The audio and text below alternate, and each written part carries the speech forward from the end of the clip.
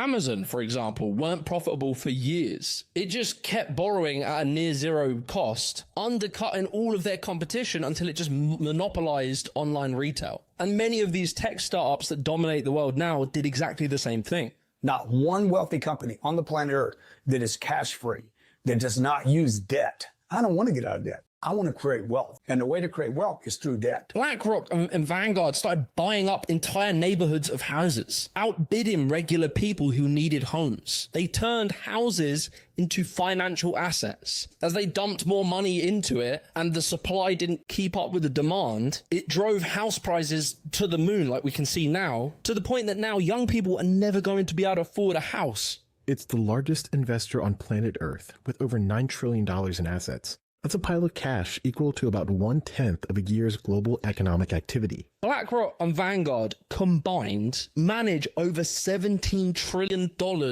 of assets, an amount that is larger than the entire GDP of China. No one deserves to have that much money, right? I mean, that's not like, it's, you know, I think if you do something that's good, So not only were these bankers not punished for destroying the entire economy, it was the opposite. They were rewarded. They were given free money to buy everything up. Meanwhile, for regular people, our wages stagnated, house prices soared, and the cost of living kept rising. So yeah, that's pretty heavy, right? It's all very, very interesting. But I want to answer the final question, the most important question. Am I woke? Short answer, no.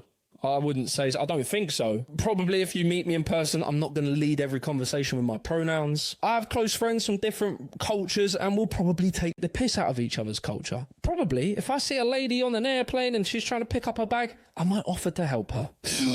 Truly a bigot. But jokes aside, that doesn't mean that I don't think transphobia, homophobia, misogyny, racism, all the isms and schisms, that I don't think that they are incredibly important topics. They are. Women still earn less than men for the same jobs. And when they try and ask for more money, they tend to get penalized for doing so, whilst men tend to get rewarded for that same behavior. 77% of young people who are LGBTQ+, who when asked for what was the cause of their homelessness, cited that family rejection, abuse, and being asked to leave the family home was the reason. And like in my country, we had anti-immigrant riots that swept all over our country based on racist lies. And the fucking guy who nearly led the Tory party and is still in their party refers to immigrants as importing alien cultures. Like, he says it like it's a fucking normal thing to say. These are incredibly real and very important topics that unfortunately, due to the culture war, have been commodified into like entertainment, where we seem to be going backwards on these things. What was the woke conversation that we were having? And I'm just going to throw it out there because there were so many about going back and forth, the right versus the left,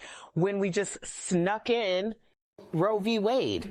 Like, what's being snuck in right now? And so all this leaves me with a question, like, what the fuck am I gonna do? Me. And like, look, I am just a guy. I'm just a guy. I'm not educated. But I do, like, want to try and help. I want to do my best to help. I've been blessed with this incredible platform, an incredible audience of you guys. And I also have the luxury of time and energy to focus in on trying to help. So my goal right now is to try and play my part in shifting the public discourse onto wealth inequality. The reality is right now, the middle class are shrinking, the poor are getting poorer. Wealth inequality is absolutely fucking all of us over. The growing gap between rich and poor Americans is one of the biggest challenges facing the country. Get this, the richest 1% controls more wealth now than at any time in more than a half century. Why it gets me pissed is because it's literally stealing my generation's hope for a good future, a fulfilling life, the ability to buy a house, to have a family. This meritocracy we live in just is mental. You have to work so unbelievably hard to get the bare minimum. I work. My wife also works, but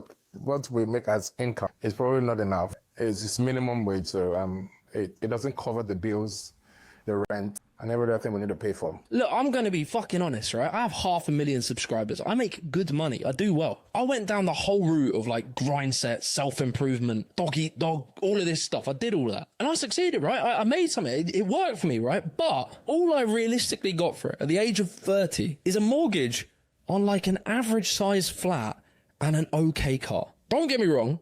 I am truly blessed with what I have and I'm very happy. But what I have materially is what the average family would have had many years ago, earned on one wage whilst having 3 kids, working as a milkman. But Oh, yeah. Not pessimist. I truly believe we can fix this. The more people we switch on to this message, the more. That's a really good point. That is a really good fucking point. This dude he's made it, right? 500,000 subs on YouTube. He's made it. He's famous. He has a house. He has a car. These are things that are like right now in this day and age, this is considered making it, right? And it's fucking nuts because what he's talking about are just like amenities that you're supposed to have with one singular job, with a single working parent household.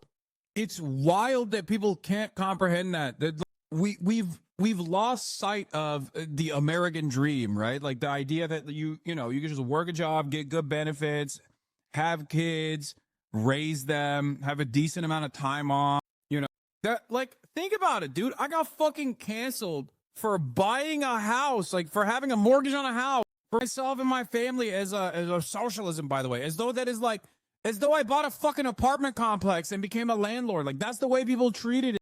How fucking insane is that? It's reflective of how far removed we are from like normal living conditions. Okay, dude, it's a huge fucking house in Hollywood or wherever the fuck it is. It is kind of different, at least on the vibe check. Bro, what are you saying? First of all, it's a single family home in West Hollywood. And if you think it's a fucking mega mansion because of its price, you would be deluded. It's a normal size house. It's probably smaller than your parents' house in Connecticut, dumb fuck. Also, it doesn't matter. I didn't design the market. That's number one. Number two, it literally fucking doesn't matter.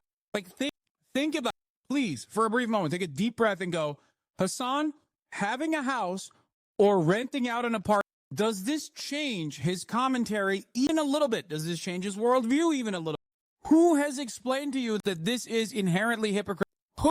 Was it me? Did I say that it's inherently immoral to own a house? No, I never said. As a matter of fact, I want you to be able to own your own home as well. This is the problem. You treat this as though I'm some fucking televangelist who has a private jet and is like, yeah, I have to fly in a private jet. I can't be with undesirable sinners in a tin can. Like, it's so stupid. There's no like even normal exploitation in the way I fucking generate revenue too. You know how I generate revenue? You have subscribed to times that fucking 45,000, 50,000. And you don't even have. That's the craziest part about it. People are voluntarily saying, hey, I like your commentary. I want to give you $5 a month. I want to give you $6 a month.